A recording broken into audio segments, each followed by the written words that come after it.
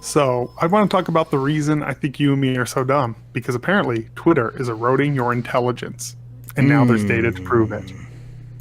Damn. So this comes from, well, I got this one from Washington Post. It's all over right now on a bunch of different websites. Evidence shows that the platform may be inflicting harm at an even more basic level. It could be making its users, well, a bit witless. The finding by a team of Italian researchers is not necessarily that the crush of hashtags, likes, and retweets destroys brain cells. That's a question for neuroscientists, they said. Rather, The Economist, in a working paper published this month by the Economics and Finance Department at the Catholic University of Sacred Heart in Milan, found that Twitter not only fails to enhance intellectual attainment, but it substantially undermines it. So essentially what they did, and to me, the conclusions drawn from it are a little loose. I don't know if you actually read any of it. Mm-hmm. Oh, yeah. Yeah.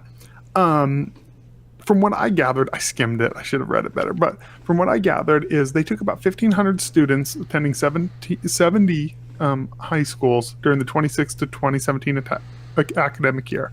Half of the students used Twitter to analyze the late Matteo Pascal in 1904 novel by Italian Nobel laureate Luigi Pirandello, whichever, I probably butchered that, which satirizes itself for self-knowledge and self-destruction.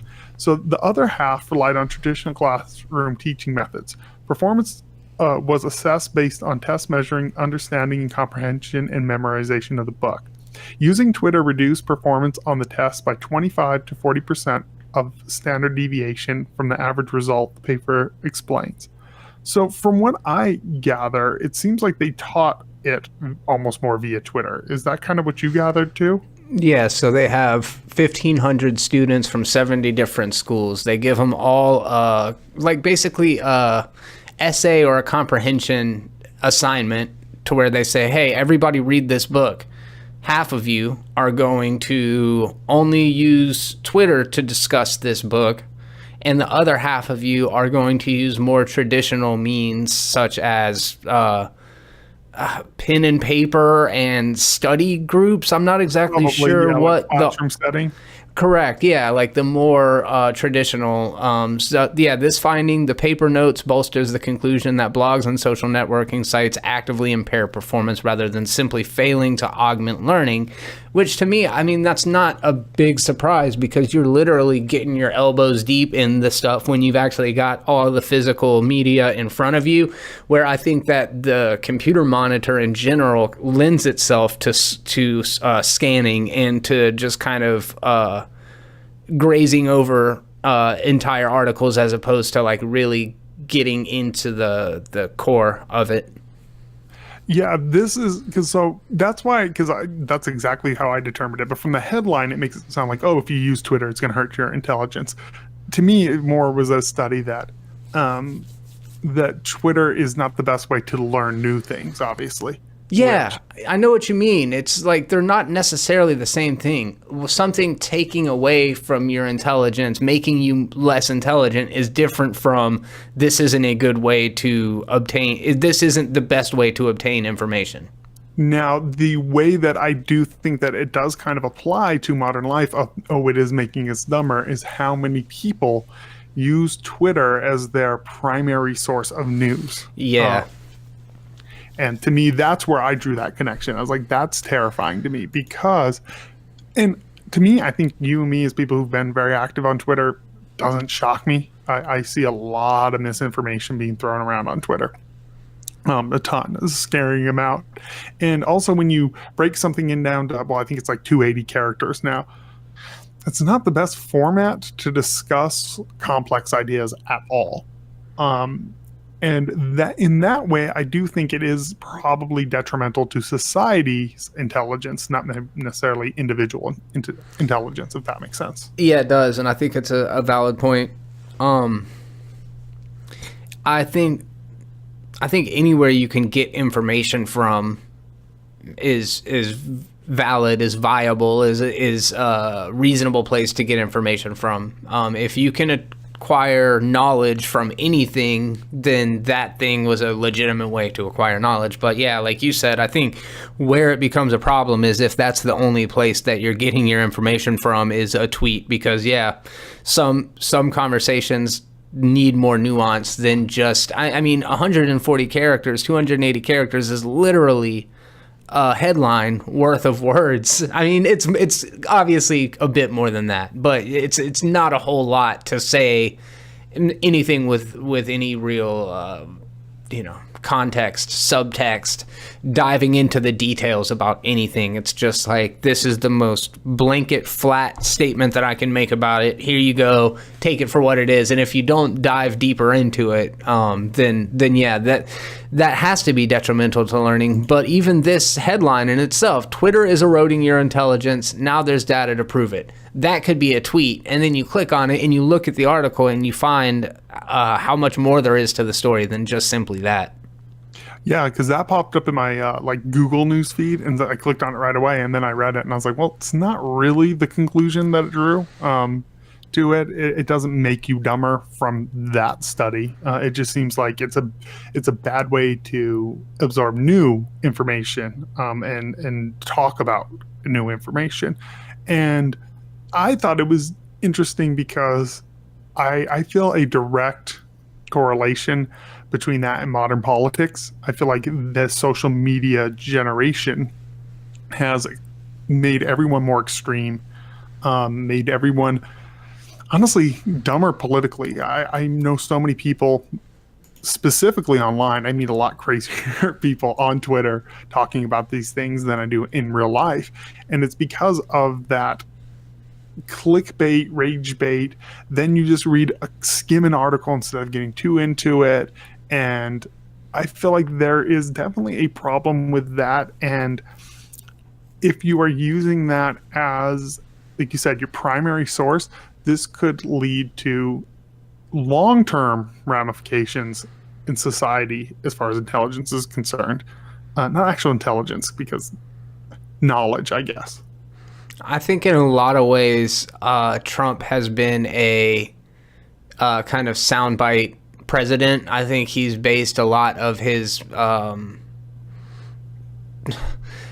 identity has been built on Twitter. It's definitely his preferred means of communication on social media and stuff like that. And it feels like he is a person whose depth of understanding of a lot of issues and stuff that's going on right now just are reduced to real simple sound bites. And that's why it gets a little harder for him to focus in on the specifics of the things that he's talking about sometimes, because I think that he is somebody who does scroll down Twitter and we all have emotional based reactions to the kind of stuff. But I think that's where it gets dangerous of spreading misinformation, is we see something that we have an emotional response to, and then we turn around to the person next to us who isn't holding the phone, and we say that thing that we just now saw. Then all of a sudden they go and pass that on, and it spreads this just real simple miscommunication around. I think you hit the nail on the head. I would say Trump is definitely a 280 character president. That's a very valid point. I think I would put in the same camp. I put Ocasio-Cortez on the left in that same camp. Yeah, where it's very rage, it's very skimming, but we see it with a lot of modern politicians. When they get pushed on certain issues, they kind of just flounder around and then shut down or say something that really makes no sense. Because and you see this in modern journalism too, which is sad. There was a study I read a while back ago that journalists in mainstream media are obsessed with Twitter. They use it more than any other group, probably as much as Trump uses it. Yeah. And they're surrounding themselves with echo chambers, and they're not discussing concrete ideas, which I don't think is good for the state of journalism. Yeah. Definitely don't think that's good. It's probably not even good, but probably even worse for politicians, because I am seeing a lot more Twitter campaigns Twitter is a huge part of politics now. It's weird to me, but it is. It's the new platform. Yeah. And I don't know. Have you ever felt that you I'm sure you have. I know I have. Jumped to conclusions, overreacted, and then dug into something and going, "Fuck, I was wrong," because of social media. Oh my God. Yeah, more than I think anything else. I mean, it's almost secondhand information a lot of times. It's about as reliable as that because anybody has access to post on social media. So, like, I don't have a good example in front of me right now, but I think that more times than not, any sort of emotional, quick response that I've had to an issue has been 100% guided by something that I saw on social media. Yeah, there was something recently that I did have a reaction to. Someone on the left said something, and I was like, "What the fuck? That's so stupid!" And I clicked on it, and I was like, I read that, and I'm like, "Well, that's not really what they said." You Yeah. know? Like it was very manipulated. It was a right wing news organization that did it, which is sad because a news organization shouldn't do it. But it was very like misinformation. And then when you got into the article was actually pretty good. It was biased, but it was pretty, broke it down. Yeah, another thing I actually Captain Marvel thing. I think that was one that like I kind of went back and forth on. At first, when I had first heard of it is the time that you and I recorded that podcast, and I brought it up to you. And I think my general, just quick visceral reaction was just like, this fucking idiot, like how entitled does that sound, And then I started thinking about it. I'm like, well, diversity is not a bad thing. And then I thought even more about it. And I'm like, why does this woman give a shit about who criticizes movies or not? And then I started thinking about it again. And I was like, well, she was talking to a women's magazine. So like, of course you got to take it in the context of the fact that she was talking to a female audience at the time. And then I'm like, but ultimately she's just some entitled fucking, so like, yeah. Complex emotions. And it's like everything is nothing as far as emotions are that easy to quantify or to sum up. And I think that just to have like a adamant yes or no on things that are just kind of opinion based, I think is I don't know, man. Maybe I'm wrong. Maybe I overcomplicate things, but I just feel like to just be like hard line on one side or the other of many, many things is generally just kind of like stubborn. I agree. And I've done it before. Like I've seen something and I'm like, oh, can you believe this? And put out a tweet. And then I'm like, deleted it afterwards. Yeah. Oh yeah. I really, I know something that a reaction recently was the Jussie Smollett. When it very first came out, I was like, oh my God, how is, this is so horrible. This guy got attacked. Then I read the article and instantly deleted my tweet because I was like, bullshit. My gut feeling just said bullshit. But I already realized I made a mistake. I wasn't going to tweet out, this guy's full of shit, because it could come out he was right. You know what I mean? And I feel like you and me are the type of person who will click an article and at least scan it. But I feel like a lot of people, I see, recently, it's going to be celebrity news. It doesn't really matter. But the movie with Lady Gaga and what's his name, the country music one, movie, Star is Born.